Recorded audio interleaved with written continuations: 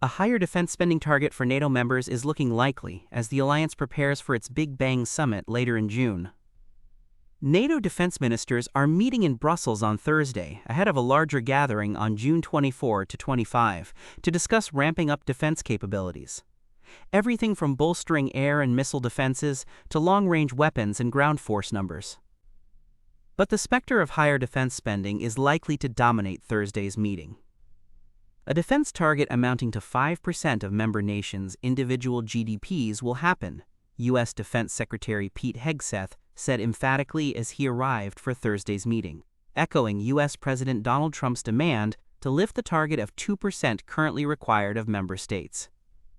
"We're here to continue the work that President Trump started, which is a commitment to 5% defense spending across this alliance, which we think will happen," he told reporters in Brussels. Rutte and Trump have said NATO needs to immediately hike defense spending to the 5% goal, a figure that's made up of 3.5% of GDP that should be spent on pure defense and 1.5% of GDP going to security-related infrastructure, such as cyber warfare capabilities and intelligence. Defense spending has been a thorny subject for NATO members for years, and a persistent bugbear for Trump. Some members have far exceeded the 2% GDP target, while others have repeatedly fallen short of that amount in recent years. Defense expenditure has sharply picked up among NATO members since Trump was last in power. In 2018, at the height of the White House leaders' irritation with the bloc, only 6 member states met the 2% target, including the U.S. By 2024, 23 members had reached the 2% threshold, according to NATO data. While some greatly surpassed that target, such as Poland, Estonia, the US, Latvia, and Greece, major economies including Canada, Spain, and Italy have lagged below the contribution threshold. No NATO member has so far reached the 5% spending objective suggested by Trump or NATO's Secretary General Mark Rutte. Some NATO members are likely to drag their heels to get to that milestone now. The UK, Poland, and Germany have already said they intend to increase defense spending to the requisite target, but their timeline is the key issue.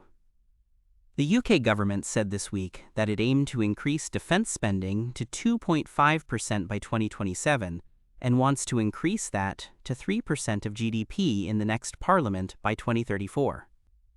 Germany, historically a laggard on defense spending that hit the 2% target in 2024, last week also said it backed the 5% hike ahead of Chancellor Friedrich Merz's meeting with Trump on Thursday.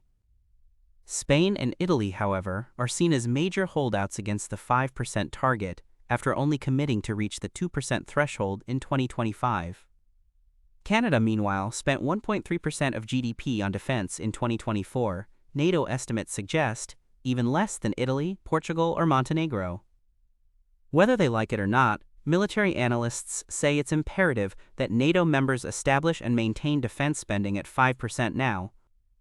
NATO's national governments, even those not within range of Russian long-range fires, must commit to Secretary General Rutte's proposed new spending pledge of at least 3.5% of GDP on defense and another 1.5% on defense enablers like the industrial base, infrastructure protection, and cybersecurity.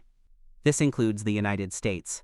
Mark Montgomery, senior fellow at the Foundation for Defense of Democracies, a nonpartisan research institute, said in emailed comments Wednesday. The need for higher defense spending, its advocates say, comes as the alliance responds to the threat of Russia's ongoing war in Ukraine, as well as the need to confront malign actors, such as China, Iran, and North Korea, who are looking to undermine the West. NATO Secretary General Mark Rutte said Thursday that allies will decide on the spending target at the June summit, adding during a press conference that there has been a total commitment by the U.S. to NATO, but also this expectation that European and Canadian allies will step up spending. And I'm pretty confident we will get there at the summit. Trump's ambassador to NATO, Matthew Whitaker, also signaled earlier this week that the June summit in The Hague in the Netherlands will be a moment to lock these commitments in. This is not going to be just a pledge. This is going to be a commitment, he told reporters Wednesday, according to Sky News. Every ally must commit to investing at least 5% of GDP in defense and security, starting now.